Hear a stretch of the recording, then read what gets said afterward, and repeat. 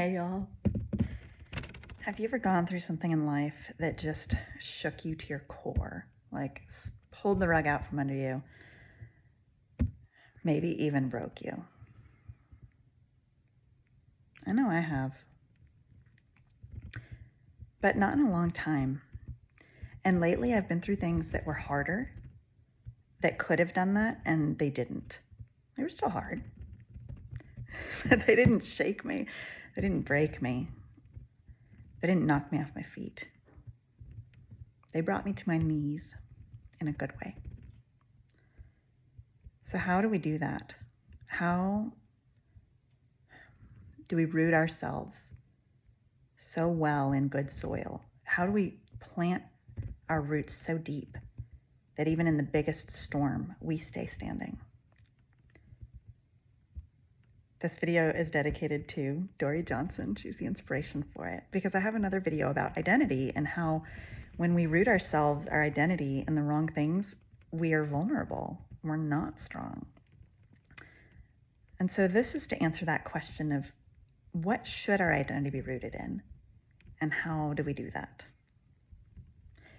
If we want to be rooted in something that cannot be taken away, that cannot change, that is really strong, if we want that kind of life, then we root ourselves in what is eternal and in what cannot be destroyed by moth or flame.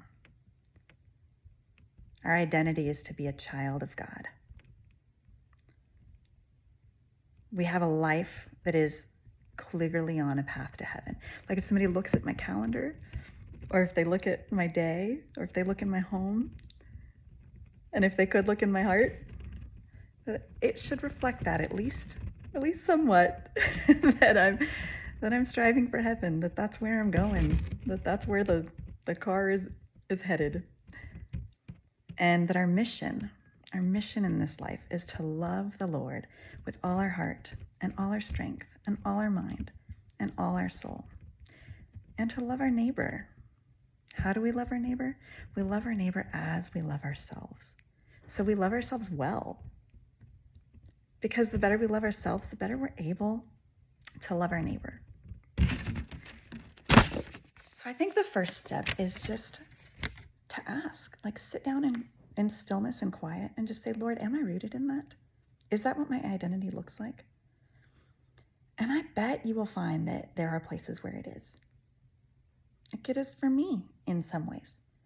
And probably all of us are still growing and growing towards that. But it gives us a roadmap of where to go. The second idea I will share is to ask the question of, are there any false identities? Is there still any places where there's bad soil? So I asked that question myself this morning. Lord, do I have any false identities? Am I rooting myself still in something that's not you, that's not eternal? And the answer I got was, yeah, I have a false identity of productivity. Like, how many days do I get to the end of the day and then I look back at how good was my day? How much value did I add based on, my own notion of what was productive?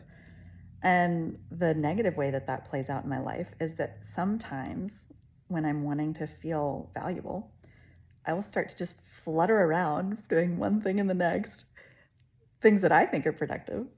Rarely are they the most productive thing. and what it ends up looking like is that I'm serving my life instead of letting my life serve me. So thank you, Lord, for that question and for identifying this one, because that's the one I'm going to be working on. I would rather measure my day in how much joy I had and how much love I brought to the world, and in that mission of loving the Lord, loving neighbor, and loving myself. Because that, my friends, is the good life. If this is helpful to you, please feel free to subscribe. We can go on this journey closer to God together. God bless you.